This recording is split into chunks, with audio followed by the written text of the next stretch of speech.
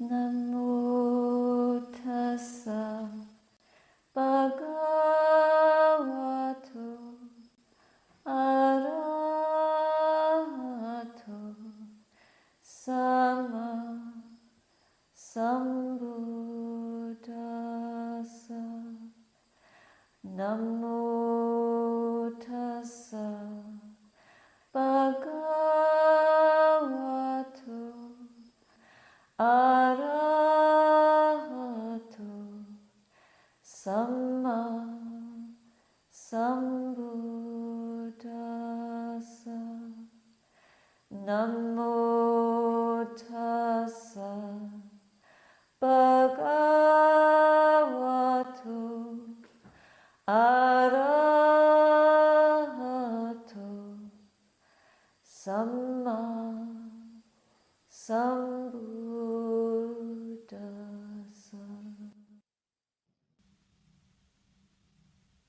How can we ever know that sorrowless state, that happiness that won't end?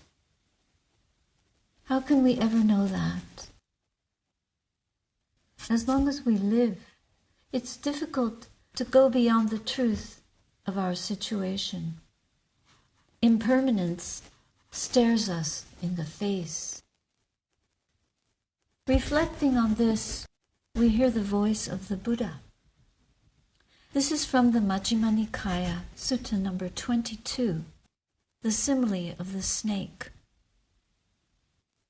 Suppose you saw a large snake and grasped its coil or its tail.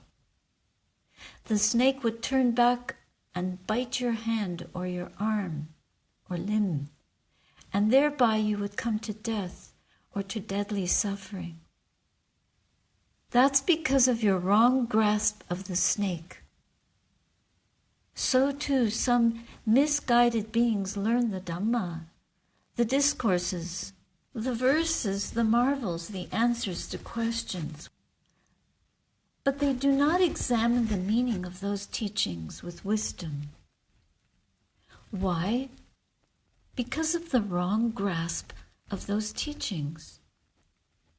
And some learn the Dhamma, the discourses, the answers to questions, and so forth.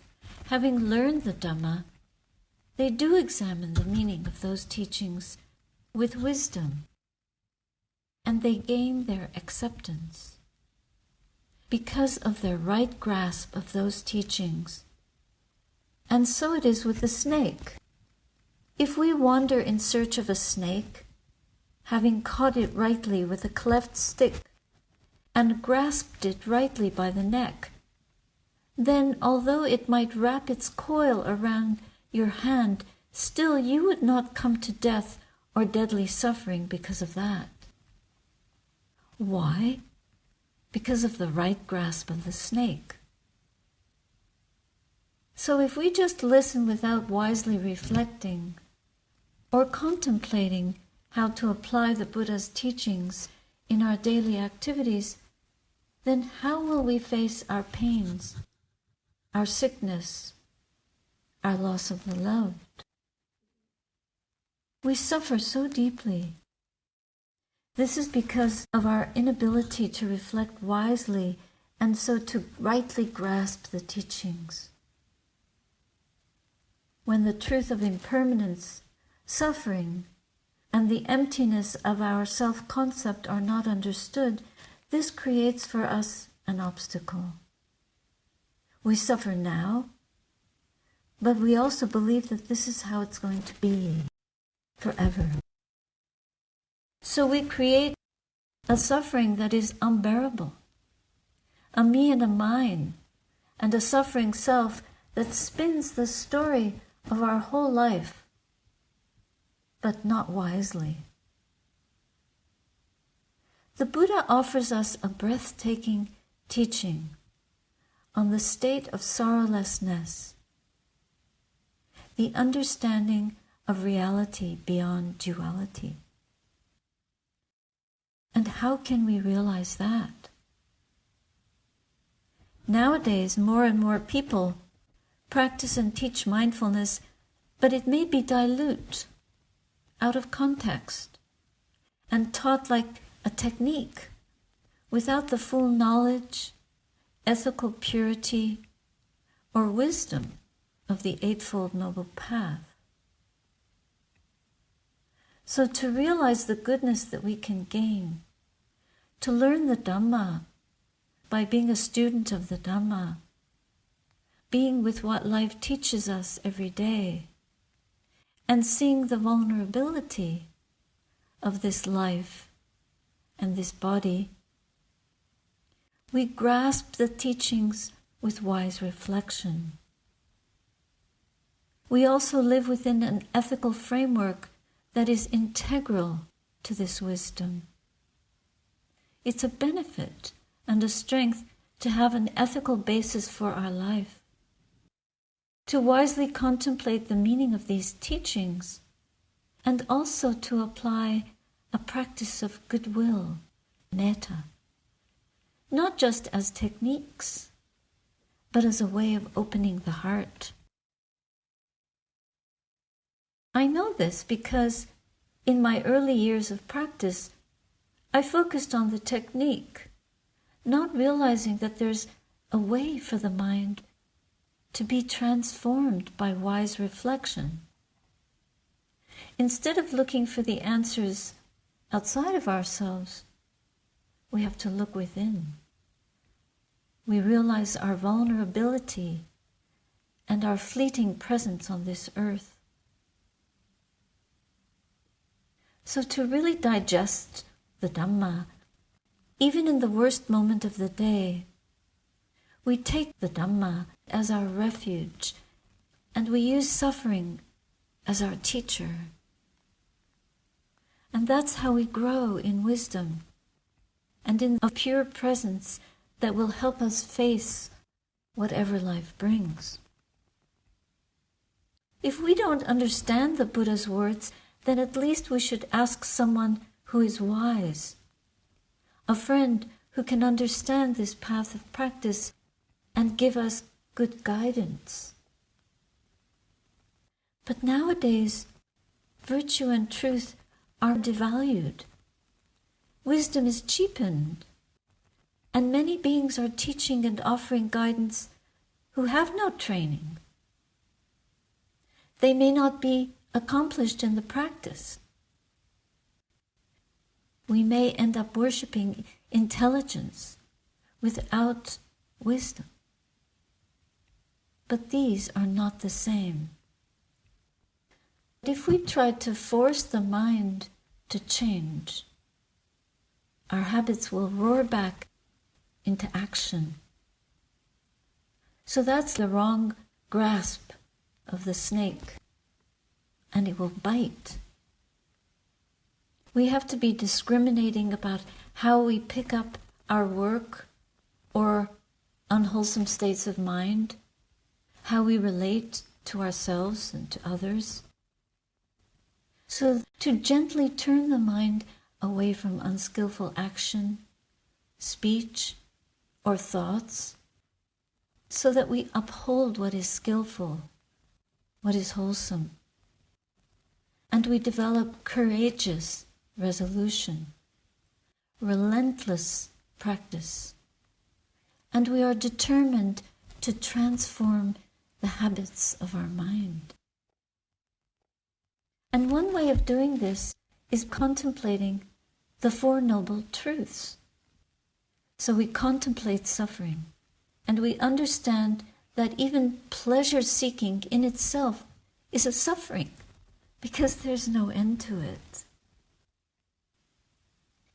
The Buddha teaches us the practice of meditation, the middle way, to a blameless happiness that is not born of sense pleasure, but is based on the Dhamma itself. That's how we understand this liberating knowledge of the Four Noble Truths, and that's how we end our ignorance. Knowing that we suffer is the first Noble Truth. Knowing how it arises is the second. Seeing that this arising also ceases is the third Noble Truth, and understanding how that suffering ends, we realize the fourth noble truth, which is the Eightfold Noble Path, the 8 limbs of the path that free us from suffering. So we realize the possibility for our waking up. We can wake up. We can realize the Dhamma. That's the ending of suffering, the ending of craving. So true awareness of our Dhamma nature is peaceful. It's free from dukkha. It's free from disturbance. We rightly grasp the Buddha's teaching. Before, we were always running in circles. Now, we are realizing this power of the mind to know its freedom here and now. And when we understand the meaning of suffering, we don't run away from it. Instead, we become its student, and we are fearless. If there was a course called Suffering 101, would anyone sign up for it? Fear has always run our lives. That's where we often migrate and live, in a house of fear. But when we are students of our own suffering, we begin to understand fear for what it is, and we don't run away from it. We find the ending of fear. We know that anicca, dukkha, anatta, it's not who we are. And when we run away from fear, isn't the very act of running away from it a way of clinging to it? The snake is biting, and the fear will follow us. The only escape from fear is by understanding it as conditioned, arising in the mind, bearing the characteristics of all conditioned phenomena, mental or physical, imperfect, impermanent, impersonal. And that's how fear is vanquished. So fearlessness is sustained. And in these 3 mind movements, we overcome the world. Sometimes we think we'll just get that perfect job, or we'll find the most beautiful place to live, or the perfect partner, or we'll have the perfect body. But we know that none of this is possible. Whatever we think is perfect will change. It's not what we are, and it's not what we will be. And we can't know what we are through thinking. And worldly experience cannot ultimately make us happy. Our unhappiness, our disappointment, our frustration or worry end by penetrating the truth of our suffering with wisdom. That's how suffering will end. Then we will know the truth of what we are. Pure, selfless, free, unconditioned. And we liberate the heart by letting go. We're so good at holding on to what we think will make us happy, but then we're afraid of our mortality, or we're afraid of being sick, or we run from old age, which always is waiting, like death. We don't want to know. And these are all when the snake bites. So to have wisdom, to have renunciation, letting go, and If we follow virtue, that will help us follow the tracks of the Eightfold Noble Path, just like being in a train that moves forward by staying on its track. That will give us the moral strength to uphold the precepts as dear as life itself. And we give up, we restrain ourselves. We stop concocting a self. We stop wanting to get and to experience the world in so many ways, so that we focus on that blameless happiness which we cannot find in the world. We want to wake up. So we learn how to pick up the snake of pain and pleasure, or any worldly experience. We investigate it and see it for what it is. And then we make the effort to let it go properly, using our virtue, patiently, reflecting wisely. We empower our practice, and we gain more inner freedom, realizing the truth of what we are. Then we realize the ending of sorrow. And knowing that in this very life, that's our wealth. Right here in the heart of understanding. It's the wealth of seeing the Dhamma. When we see the Dhamma, we see the Buddha. That's the path. When my mother was dying, she had Alzheimer's. And in her last moments, she couldn't speak.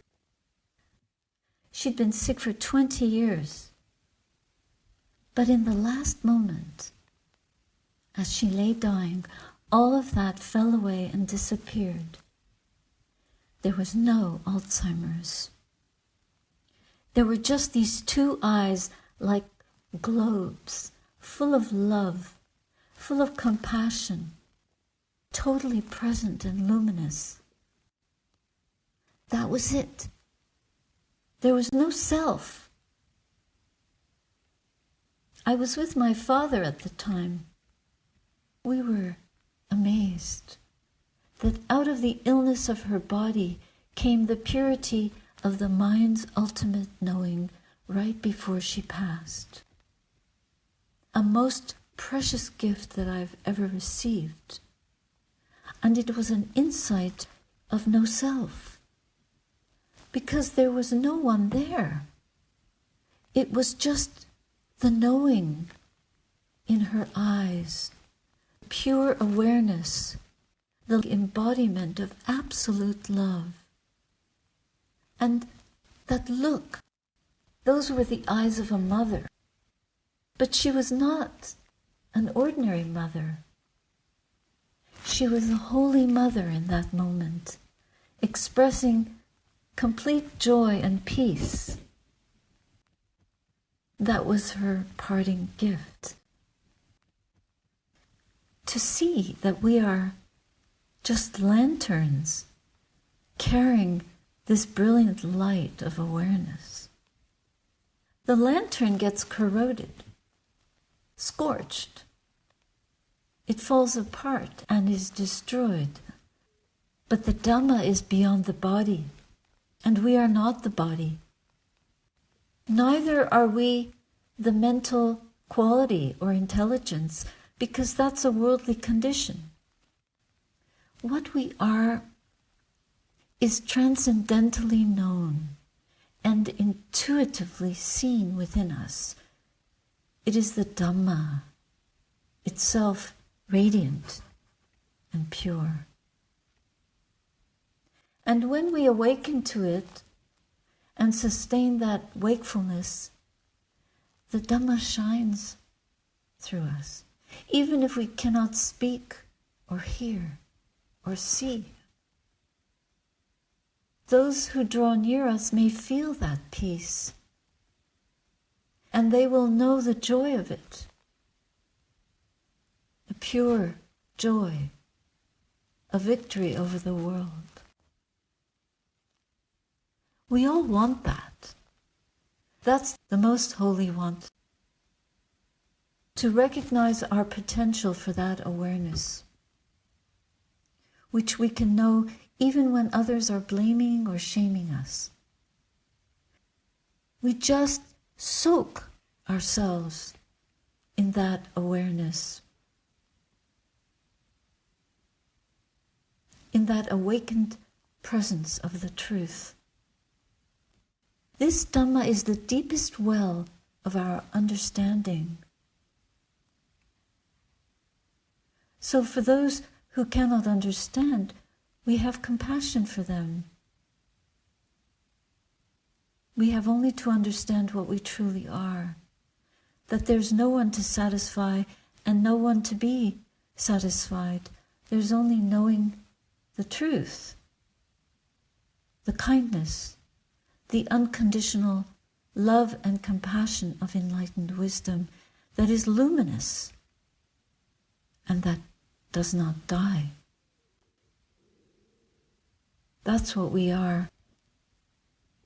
When we see that, when we know that, we let go of fear. We develop unconditional equanimity. And we just practice wise compassion. Because we cannot change anyone else's karma. But in truth, we can be a mother in compassion, a mother in equanimity, a father in loving kindness, a father in fearlessness. Whoever fears us or is hostile or abusive to us, we stand with a compassionate heart for them. And we let the averse or hateful feeling end here. That may be the hardest thing to do. So we keep practicing faithfully because we know unsurpassed is the protection of the Dhamma.